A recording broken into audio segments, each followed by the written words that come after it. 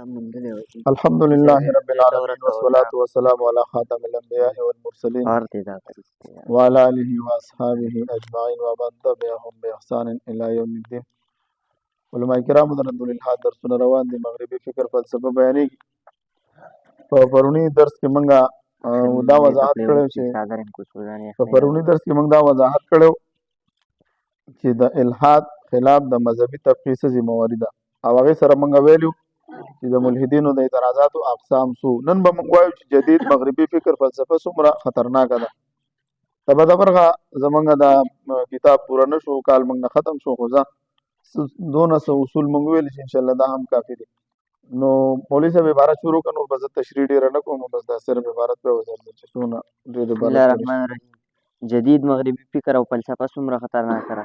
هغه کوم وجوهات دي چې د هغې په ذریعه جدید مغربي فکر او فلسفه خطرناکه شوې ده. مختلفو وجوهاتو په بنا باندې جدید مغربي فکر او فلسفه د ټولو دوستانو د دې یو څو وجوهات دي. اوله وجه دا ده چې جدید مغربي فکر فلسفه یو مکمل ضابطه د حیات ده. دا هم یو ضابطه د حیات وګرځستا د هر یو دغه لپاره کې تا ته رهنمایي درکې، د هر عمل په باره کې تا ته یو رهنمایي درکې. د دې په وجه دا خطرناکه ده. دویم د دې جدید مغربي فکر فلسفې دایره ډیره وسیع ده. دریم نمبر دا دی چې د دې جدید مغربي فکر فلسفې نه وروسته مادي قوتونه او وسایل دي. څلورم نمبر دا دی چې د شاعر او اصطلاحات ډېر ښایسته دي. ازادي ده، مساوات او ترقي، ډېر ښایسته نومونه معنی دي. ډېر ازادي غواړو، مساوات غواړو، ترقي غواړو. او دغه شانته کې دوستانو د دې دا ټول نه خطرناکوالی دا دی. پنځم وجه دا ده چې د اسلامي اصطلاحاتو شکل بدل کړو. او شپږم نمبر دا ده چې دوستانو د دې فلسفي کمزوریانې مخې ته رانلي. په هر یو فلسفه کې څه کمزوري وي، د کمزوریانې ډېر په هوښیارتیا سره مغرب دا پټې کړي. او اوومه وجه دا ده چې دوستانو بعضې مسلمانان مفکرین په دې باندې پوه نه شو. اتمه فلسفه دا ده چې دا مذهب نه ختموي، مذهب ناکاره کړي. مخکې به چې څونه فلسفې راتللې مذهب بیا ختمولو دپاره راتلې. داسې کوي مذهب نه د هغه طاقت وباسي، وایي مونځ مه کوه. منیر شاکر څه وایي؟ مونځ مه کوه، حج مه کوه، زکات مه ورکوه. پیغمبر علیه السلام حج نه دی کړی، نه عمره کړې ده، نه مونځ کړی دی، نو څه یې کړي دي؟ صرف ګرځېدو د قرآن تلاوت یې کولو، نور څه کارونه نه. آیا دې دپاره تاسو نو کوم چې روح د عبادت نه خلک څه کړه؟ محروم کړه دوستانو. دغه شانته کې دوستانو او بله وجه دا ده دوستانو چې دا د میډیا په ذریعې سره دا ډېر ښایسته مزین انداز کې ښایي. دا 9 ورځې موږ ذکر کړي دي. عبارت زر ویو مولوي صاحب شابه ما خلاصه بیان کړله. تاسو ویل چې خلاصه وي او سبق وي نو ښه ده چې پوه شئ. کتاب به چې دقسې تشریح کول لږه زم همداسې پوهېږو پېژي بس زر ویو مړه دا خوند نه کوي چې دا عبارت ونه ویل شي. لږه پته خو به راته ولګي. ښه زه ټیک شوه. اوس د جدید الحاد ابتدایي دور چې دی، نو د جدید الحاد ابتدایي دور چې دی موږ درته ویلو چې د په دغه باندې اروپي قوم باندې 3 ادوار تېر شوي دي: عهد قدیم، نشاط ثانیه او عهد جدید. نو د مغربي فکر فلسفي تاریخ د کوم وخت نه شروع شوی دی؟ نو د مغرب د بیدارۍ چې کوم دغه د قرن او کومه صدي دغه 15مه صدۍ ده. په دې وخت کې د مسلمانانو زوال، مسلمانان په مزه په زوال کې راتلل او دوی په عروج کې راغلل. دې وخت کې دوی څه وکړو؟ دا جدید الحاد د دې 15مې صدۍ نه د نشاط ثانیه نه د دې څه وشوه؟ ابتدا وشوه. الحاد خو د قدیم زمانې نه روان دی، خو زموږ چې کوم مد مقابل دی دا جدید الحاد دی. دغه شانته کې په اقوام علم باندې د الحاد څه اثرات دي؟ نو په اقوام علم باندې دوستانو د الحاد دا اثرات دي چې ټول مذاهب د دې په مد مقابل کې ناکام شوي دي. یهودیت، عیسایت، هندومت چې څونه دي، لیکن یو اسلام د دې مد مقابل ولاړ دی. د الحاد په مقابله کې یو اسلام دی. نو دغه شانته کې د اسلام او د الحاد تقابل چې دی دې ځکه دا عبارت وي او شابه سي. اسلام او الحاد تقابل. اسلام په ټوله دنیا کې واحد مذهب دی چې د الحاد د خورېدو لپاره رکاوټ دی. د مذهبي اسلام سره نقلي او عقلي دلایلو په وجه الحاد نشي کولی چې په اسلام غالب شي، څنګه چې په عیسایت او په یهودیت غالب شوی دی. که په مسلمانانو کې څوک ملحد کېږي یا به د سره د اسلام په باره کې علم نه وي او یا به د دنیا د لالچ په وجه ملحد کېږي. د دې نه اخوا بله خبره نشته دی، ځکه چې د مذهب اسلام سره هر قسمه دلایل شته او نورو قومونو دوستانو یو اسلام هم یو مکمل ضابطه د حیات ده او ایتیزم هم یو مکمل ضابطه د حیات لري. دوی نو د دوی په خپلو کې منځ کې اختلاف دی. ګوره اوس که یهودیت راواخلي یو څو اصول لري، که عیسایت راولي یو څو اصول لري، که هندومت راولي یو څو اصول لري، یو جامع پلان نه لري. څه معنا اوس چې زه دا وبس کوم زه دا په کم لاس باندې دا ګلاس نیسم دی اصول ذکر دي آیا په ولاړه بس کم که په ناسته بس کم آیا چې زه دا کم زه بس کلمات ویم که نه نو دا ټول موږ د اسلام یعنې د وده کېدو د پاسېدو ځکه موږ ویو چې دا موږ ویو که دا مذهب د مین نه لرې کړي په کوم اصولو بچبن تېرې اسلام ما ته ټول اصول ذکر کړي دي اوس همدا منکرې اوس دی خلک پیدا کړي منکرین د حدیثو موږ ورته یو خطا سو ویو چې یاره نکاح ده دا ستا پلار ستا ته وایې چې زما نکاح نه شوې ستا د پلار نکاح شوې ده د نکاح دا ټول ډیټیل ته قرآن نه ثابت دی قرآن کې خو صرف دومره دی چې فانکحوا ما طاب لکم من النساء الله تعالی وضاحت کړی چې تاسو نکاح وکړئ څنګه وکړئ څه ترتیب سره وکړئ ایجاب او قبول نور شرایط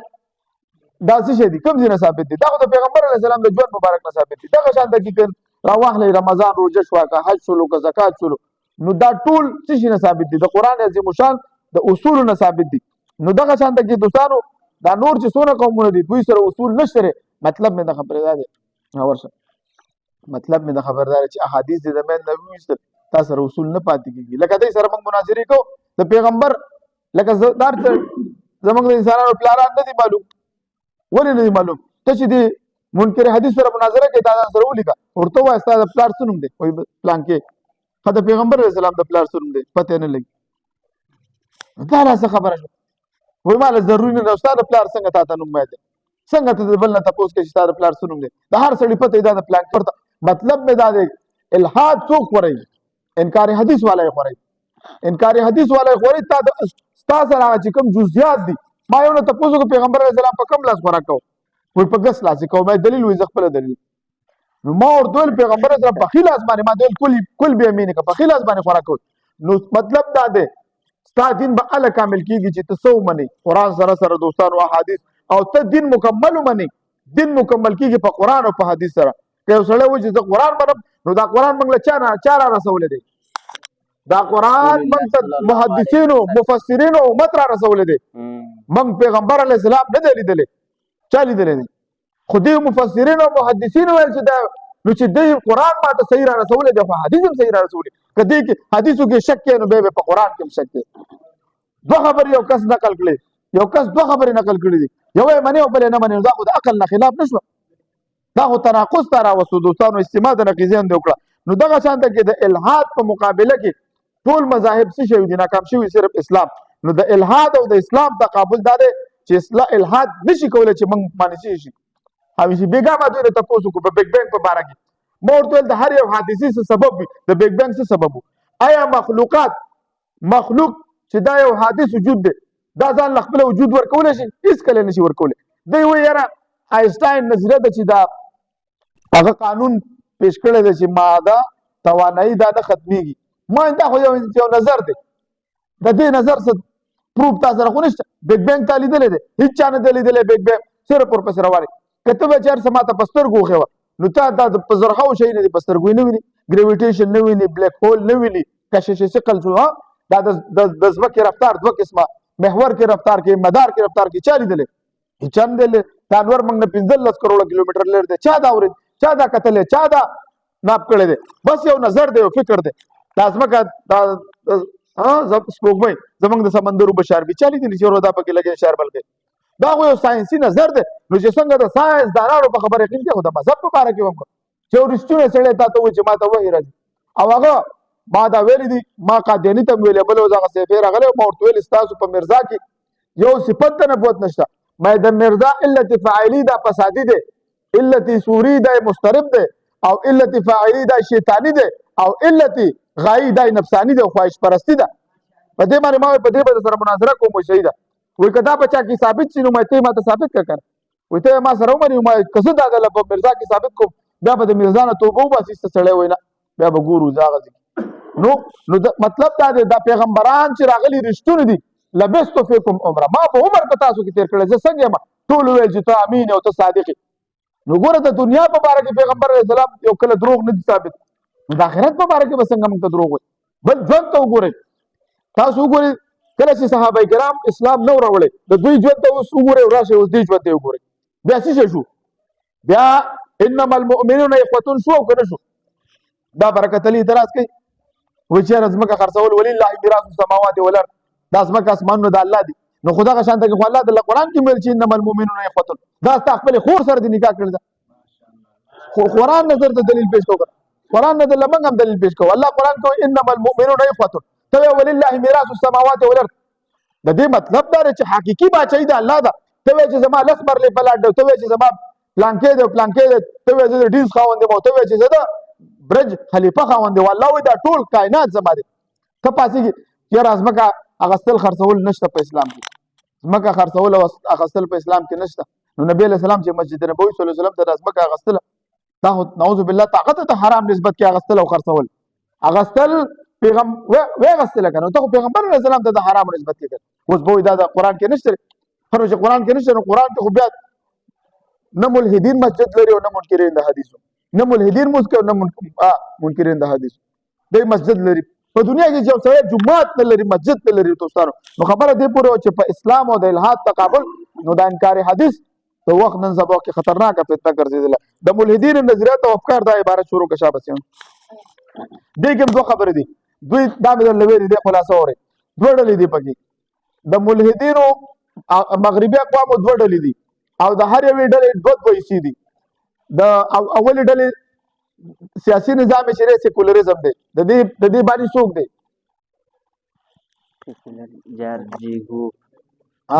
جارجیکوب دی شابه اوس د لیاد دی او دغه شانته کې د دې دویم د دې معاشي نظام څه شو کیپټالیزم کنه کیپټالیزم سرمایدار نظام دای معاشي نظام دی د دې باندې څوک دی شابه دا تکړه ها دویم اشتراکي نظام دی د اشتراکي نظام اصلي بانی د افلاطون دی قبل مسیح تیر شوی خدا به کارل مارکس دا خدا نظر پیش کړ دغه په باره کې د کیپټالیزم په مقابله کې د دم دوه حصے دي یو معاشي نظام دی یو سیاسي نظام دی معاشي نظام کم دی او سیاسي بل اوس مل په 10 روپے نام په خراب کړو معاشي نظام سوشلیزم دی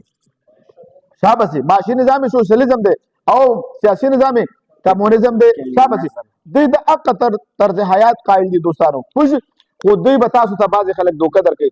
دا برکت علي د کومې فلسفې نه متاثر دی که چا ویل پوره 50 روپۍ نام دی دا چې دا کوم عبارتونه بیانوي ګوره تاسو کو د الحاد ماهران اوس به تاسو د ده پوینټ راوباسئ که دا چا ویل 50 روپۍ نغدي نام دی